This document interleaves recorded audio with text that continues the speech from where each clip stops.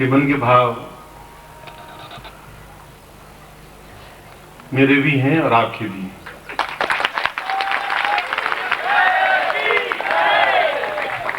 मैं धीरे धीरे आपको और वास्तव में तेजी से आपको उसी दिशा की ओर ले जा रहा हूं जो मेरा अभिष्ट लक्ष्य है, जो मेरा चिंतन है कि आप में से कुछ नहीं और आप में से अधिकतर भी नहीं, आप में से प्रत्येक व्यक्ति को सिद्धाश्रम ले जाऊं, ये था।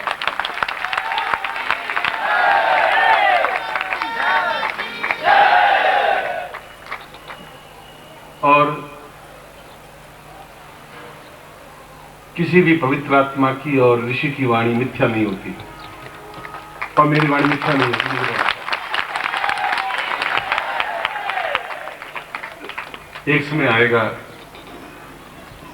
और शायद बहुत जल्दी समय आएगा जब आप अपने भाग्य पर इतराएंगे, लोग आपके भाग्य पर ईर्ष्या करेंगे और मैं आपके भाग्य पर हर्षित होऊंगा। ये बात नहीं, बशर्ते कि आप मेरे साथ होंगे। और सुबह भी मैंने बताया था कि आप मुझसे अलग हो नहीं सकते। अब आपके हाथ में रहा ही नहीं अलग होकर खड़े हो जाए, संभव नहीं है।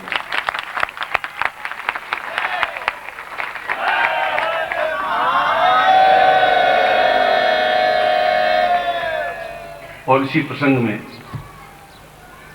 मुझे वापिस श्री कृष्ण उपनिषद का एक, जहां श्री कृष्ण ने खुद ने लिखा है, यदि आपने गीता पढ़ी,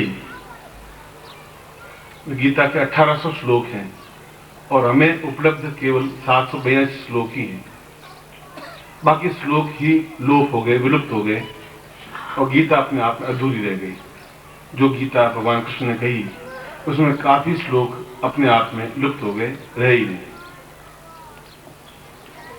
इसलिए श्री कृष्ण उपनिषद में भी वही प्रसंग, जो अभी प्रसंग चल रहा था, वही प्रसंग मुझे स्मरण आया जब राधा कृष्ण को कहती है कि मैं बहुत प्रिय हूं आपकी और ऐसा कोई सांस न लेती हूं या छोड़ती हूं जिसमें आपका नाम या आपकी छवि अंकित नहीं होती है।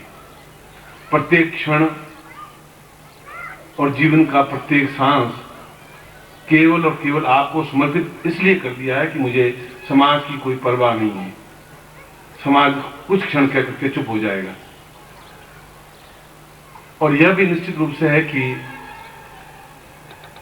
आप सिद्धाश्रम के योगी हैं, गृहस्थ होते हुए भी आपको हर व्यक्ति योगी नाम से भी पुकारता है, योगी राज के नाम से भी पुकारता है। और इतनी गोपियों से आप प्रेम करते हुए भी अपने आप में विशुद्ध निर्मल हैं और शुद्ध चित्तवृत्ति के हैं। और राधा ने इस श्री कृष्ण उपनिषद में यही कहा कि कृष्णत्वमेव विचित्र वीर्योपनिषै सिद्धाश्रमो वै परमोच्च योगी मम श्वास प्रश्वास समर्पितम वै किम कारणम भवतवे भवदेव शून्यम।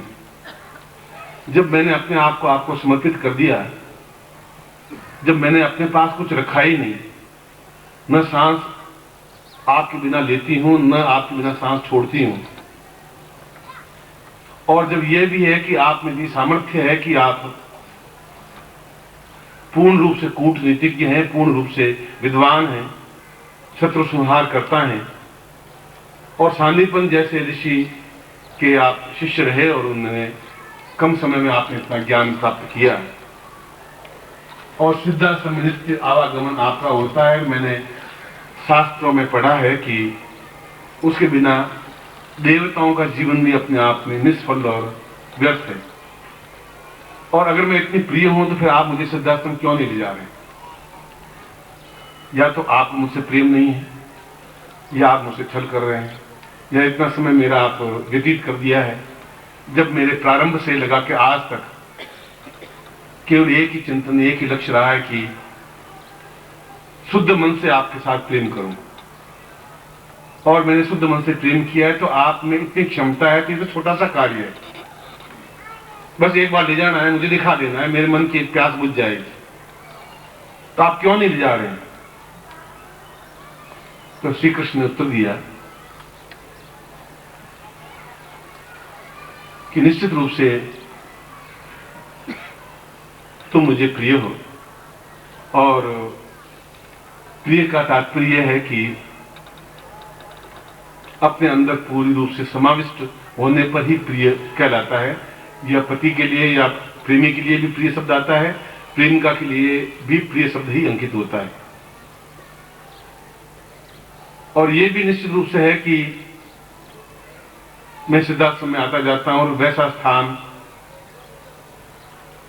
इस ब्रह्मांड में कोई और है ही नहीं जहां देवता लोग भी तरसते हैं कि हम सिद्धाश्रम में कुछ क्षण व्यतीत करें।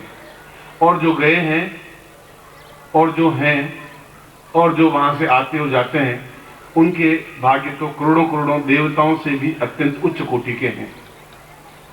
इसलिए तुम नहीं जा पा रही हो कि तुम मनुष्य हो, ये कारण नहीं है।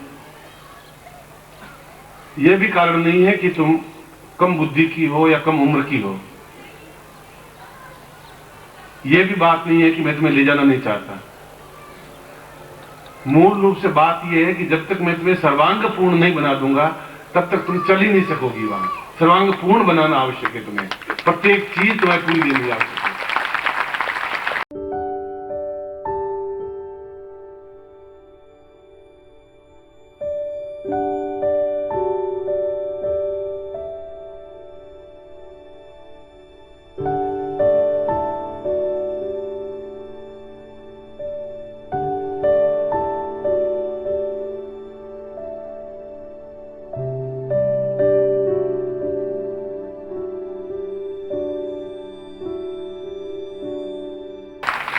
अधूरापन जीवन में चल नहीं सकता वहां, क्योंकि वह दृश्य, वह स्थान अपने आप में पूर्ण है और पूर्ण के साथ में अपूर्णता नहीं चल सकती। मैं धीरे धीरे तुम्हारे स्वरूप को बदला, तुम्हारे यौवन को बदला, तुम्हारे रूप को बदला, तुम्हारी वाणी को बदला, तुम्हें अपने शरीर से समाहित किया, तुम्हारे शरीर में समाहित हुआ। तुम्हें 2-3 सालों से परखता रहा कि मैं तुम्हें मिलूं या नहीं मिलूं, तुम्हारे मन में कितनी भ्रांतियां पैदा होती हैं। तुम्हारे सामने मैंने दूसरी गोपियों से प्रेम किया और मैं तुम्हारे चित्त को परखता रहा कि तुम्हारे मन में कैसे विचार आते हैं। ये धीरे धीरे सारी कसौटियों पर मैं तुम्हें खरा और कसता रहा, खरा उतरती रही।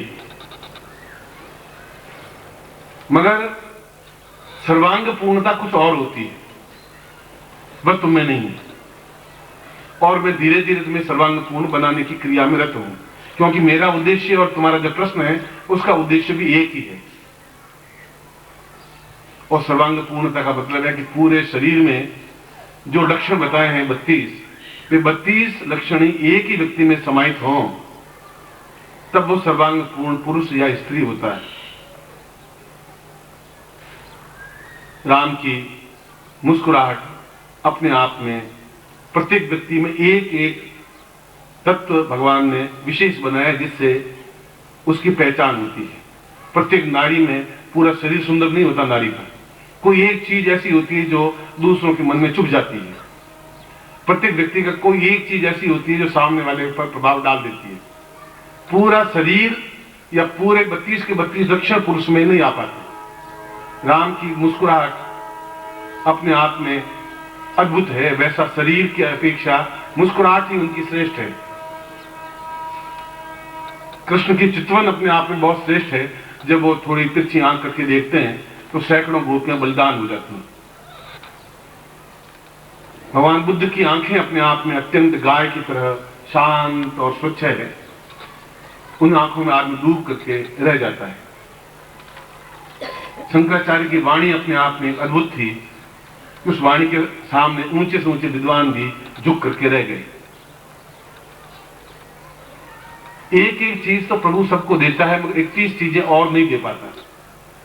और जब तक 31 चीजें नहीं मिल पाएंगी तब तक पूर्ण 32 लक्षणों से युक्त पूर्ण सर्वांग पूर्ण व्यक्ति या पुरुष या स्त्री नहीं बन सकता। और आधा तुम अभी सर्वांग पूर्ण नहीं हो। कभी कभी तुम्हारे मन में कुछ कुछ न्यूनताएं आ जाती हैं। मैं उन न्यूनताओं को मिटाने की ओर ही बराबर संलग्न हूं। मैं जानबूझ के दूसरी गोपियों से प्रेम करता हूं। मुझे मालूम है कि इनसे ज्यादा प्रेम नहीं चला पाऊंगा। मैं ये भी जानता हूं मेरे साथ इनका नाम नहीं जुड़ पाएगा, मेरे नाम से पहले इनका नाम नहीं लिया जाएगा। मैं ये भी जानता हूं कि मैं बहुत समय तक तुम्हारे पास शायद नहीं भी रह पाऊंगा, मगर ये तुम्हारे मेरे बीच में साक्षीभूत है कि मैं तुम्हें सर्वांग पूर्ण बनाता हुआ और सिद्धाश्रम में जब भी जाऊंगा मैं तुम्हें लेकर के ही जाऊंगा। ये तुम्हारे मेरे बीच में पूर्ण वचनबद्धता है और तुम्हारे मेरे बीच में भी यही वचनबद्धता है। आज 5-7 साल से मैं यही बात आपको कहता आ रहा हूं और उसी की ओर बराबर मैं संलग्न हूं। एक एक सीढ़ी बराबर उधर चढ़ता जा रहा हूं। थोड़ा धैर्य रखने की जरूरत है। शायद बहुत अधिक मंजिल पार कर ली है, मगर मैं कह रहा हूं कि वह स्थिति तुम्हारे भाग्य पर हजारों हजारों देवता भी अपने आप में न्योछावर होंगे। मैं बोल रहा हूं, बहुत सोच समझ के बोल रहा हूं।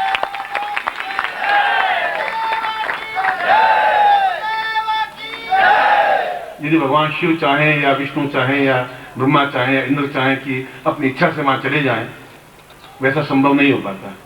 ऐसा कॉमन गेट नहीं है कि गए 5 रुपए एंट्री फीस लिए अंदर घुस गए, वैसी चीज वो नहीं है। और आप में ताकत है, वहां ताकत भी काम नहीं आती। मैंने कहा कि इन 4-5 उदाहरण आपको दिए। रावण की विद्वत्ता अपने आप में श्रेष्ठ थी, यशोदा का महत्व अपने आप में श्रेष्ठ था, बाकी कोई गुण नहीं था।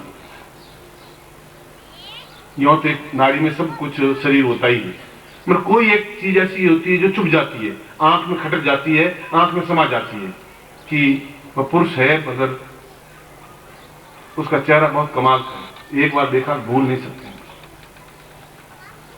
या उसकी बात करने की शैली ऐसी है कि बस सुनते ही रहे, बाकी चेहरा चाहे अच्छा हो या बुरा हो। इब्राहिम लिंकन का शरीर बेडोल सा था, बिल्कुल न उनके शरीर का पता था न चेहरे का पता था, बिल्कुल ऐसा कि उसको कोई देखना नहीं चाहे।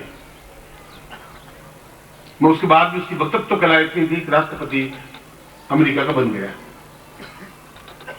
इसलिए सारे गुण कि उसकी वक्तत्व हो, बोलने की क्षमता हो, सामने वाले पर अपनी बात का प्रभाव डालने की क्षमता हो, विद्वान हो, जो अपने आप में पूर्ण सम्मोहन हो, वो अपने आप में उसकी चितवन हो, उसके आप में मुस्कुराहट हो, उसके चेहरे पर एक ओज हो, उसके शरीर में ताकत हो, एक भुजदंडों में पूर्ण यौवन हो, और वह चले तो ऐसा लगे कि जैसे समुद्र उमड़ घूमड़ करके चल रहा हो।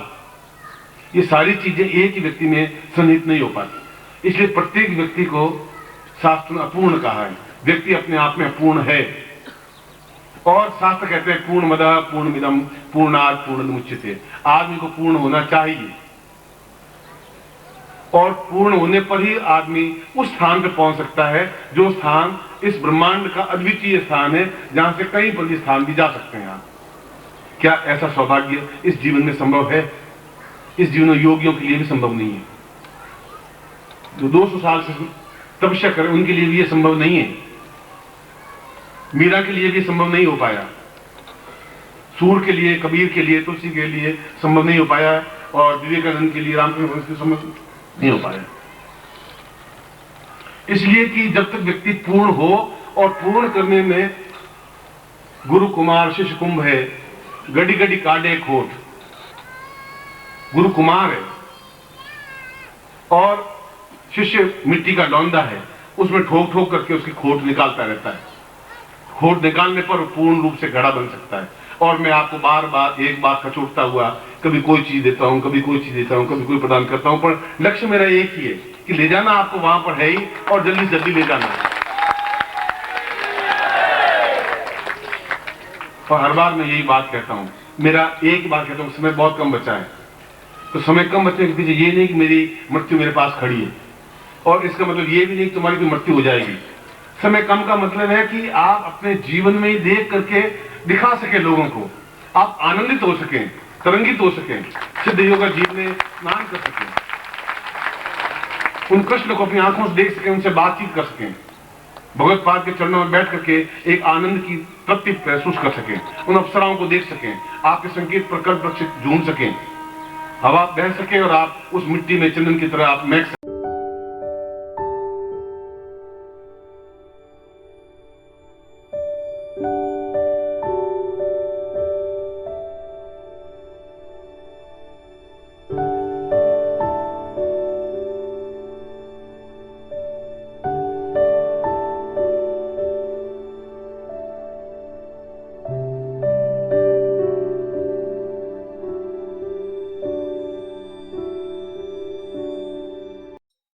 ओम परम तत्वाय नारायणाय गुरुभ्यो नमः। ओम ह्रीं मम प्राण देह रोम प्रतिरोम चैतन्य जाग्रय ह्रीं ओम नमः। ओम भूर्भुवः स्वः तत्सवितुर्वरेण्यं भर्गो देवस्य धीमहि धियो यो नः प्रचोदयात्।